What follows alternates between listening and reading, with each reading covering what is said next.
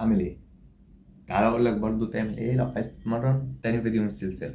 اوكي، فتعمل ايه لو عايز تتمرن جيم وتعمل فورمة الساحل بتاعت السنة الجاية اللي هو بعد كام شهر. ف ليتس جو ليتس جو.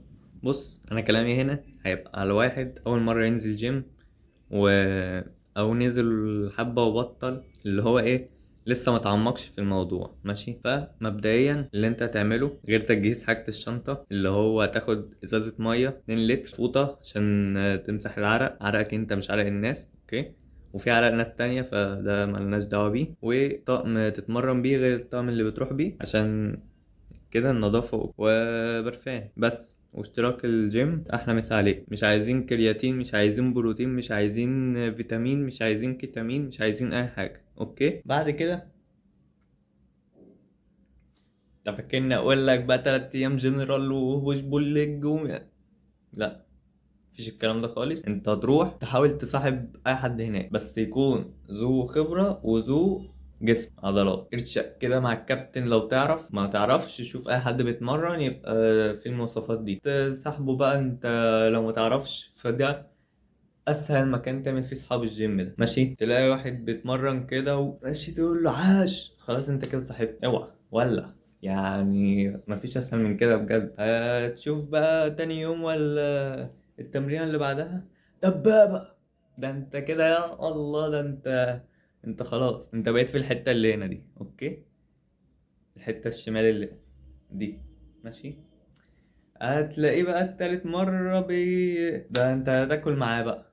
انت كده يعني خلاص زي اللي مصاحبه بقاله 5 سنين بس هو ما بيشوفوش. حاجة كده بوم من الآخر. ماشي، لو بقى عايز تصاحب الكوتش بتاع الجيم ده برضو ليه طريقة تانية بس أصعب شوية. هتسلم عليه وانت رايح وانت جاي، وازيك يا كوتش وعامل ايه يا دبابة، وبرضو ماشي. بس هيبقى في حتة كده هتبقى ايه، لو قالك مثلا معلش شيل الوزن ده ومش عارف ايه، حتى لو وزنك وقال لك شيل وزنه بعد ما تخلص، قول له بص يا كوتش ما كنتش هشيله بس عشانك انت هشيل. اللي هو ايه، بتجبي عليه مع ان دي حاجه ما فيهاش، بس انت بتجبي عليه هتعلى في نظره وكده. تفضل بقى كده اسبوعين 3 الشهر ده انت بتكون صحاب وبتعرف دماغ الناس اللي في الجيم وبتخش تهبط في الاجهزه. ماشي، عايز برضو انت تخشها مذاكره وكده عادي مفيش مشكله، بس الخبره بتفرق، صح ولا لا؟ الخبره بتفرق في اي حاجه، فانت محتاج يبقى معاك حد معاه خبره اللي كون بيها جسمه مش جسم حد تاني. وبلاش اونلاين كوتشنج عشان مش هيشوفك وانت بتغلط. تكنيكات كده عارف انت اللي بيجيبوها على النت، يقول لك انت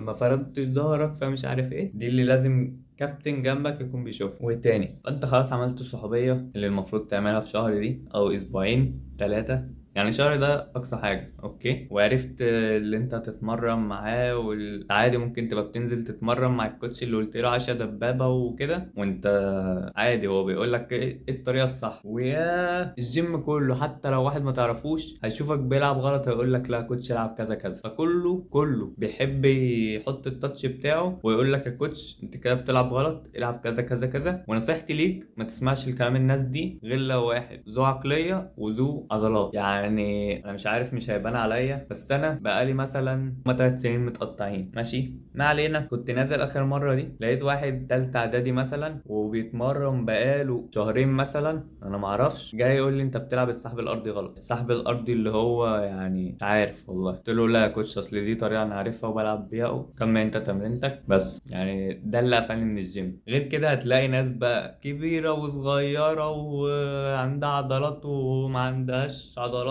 وكلهم بيقولوا لك الطريقه دي غلط. يعني هيجي واحد يقول لك الطريقه دي غلط والمفروض تلعب كذا كذا كذا، هتلعب بالطريقه اللي هو قال لك عليها دي، هتلاقي واحد تاني يا كوتش انت بتلعب غلط المفروض تلعب كذا كذا كذا، فمش هتخلص. فاهمني؟ نيجي بقى اللي بعد ما كونت الصحوبيه دي، يعني مش بعدها بيومين 3 اسبوع من انك تنزل تتمرن مع شخص معين، خلاص هو ده صاحبك في الجيم. هتيجي تعالى كده معايا اقول لك.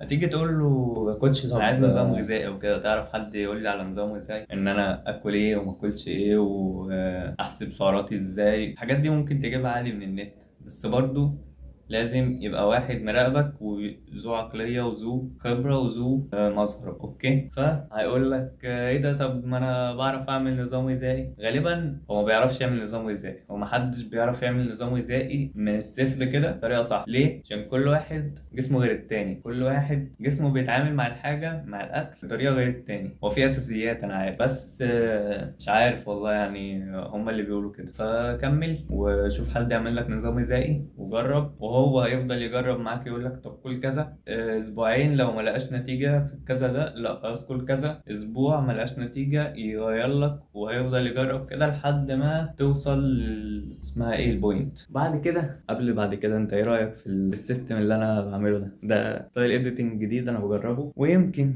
يكون ده اللي فيه البتاع. اوكي يعني مش عارف، احنا بقالنا 6 سنين في وما كملناش 100 مشترك. عملت نظامك الغذائي وعملت تمرينك ولقيت حد تتمرن معاه. اهم حاجة الحد اللي تبقى بتتمرن معاه ده يكون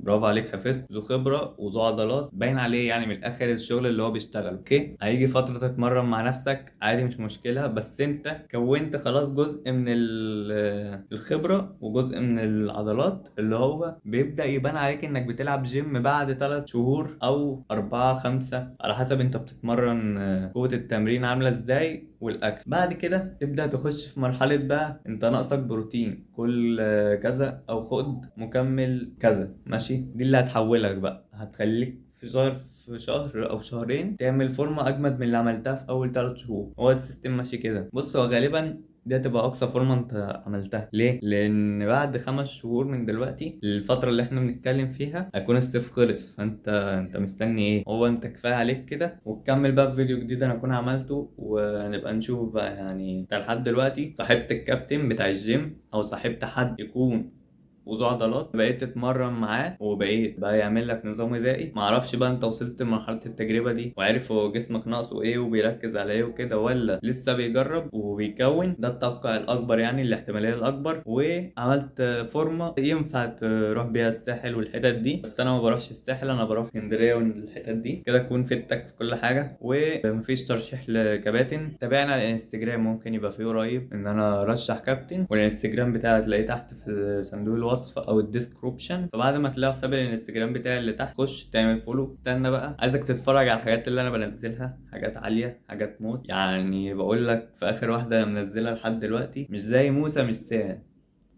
ما شفتش حد في جيلي رسام. قاعد برسم بالكتابة كلام، بغني بعيني والناس تقول يا سلام. صداع فاهم. جاي امثل وحياتي عبارة عن مسلسل وشوية افلام. ماشي، حلقة بتبتدي لما اصحى وبتخلص لما انام.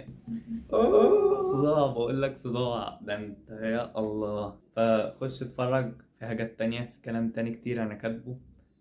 ماشي، بس ايه ده؟ لو وصلت لحد هنا فانت احتمال كبير قوي قوي تعمل فورمه السنه دي، وفورمه جامده. وانا مش عارف ركبي ليه نطه في الفيديو كده. تعالى يا عم، اتفضل اتفضل. برضه لو وصلت لحد هنا فانت هتبقى فورمه زي ما انا ما قلت لك. فليه ما تعملش لايك وسبسكرايب كده يعني، صح؟ لو عندك كلام تاني تقوله، او انت راجل ذو خبره وذو عضلات، اكتب لي تحت في الكومنتات انت عايز تقول لي ايه. بس واستنوا الفيديو الجاي من تعمل ايه لو عايز تتمرن. هكلمكم عن السباحه برضو. الكلام ده انا مجربه، ويعني في شوية خبرة وفي شوية عضلات. اوكي، بس I don't know when I uploading a new video، but سيب على الله. اشوفك الفيديو الجاي وجود باي.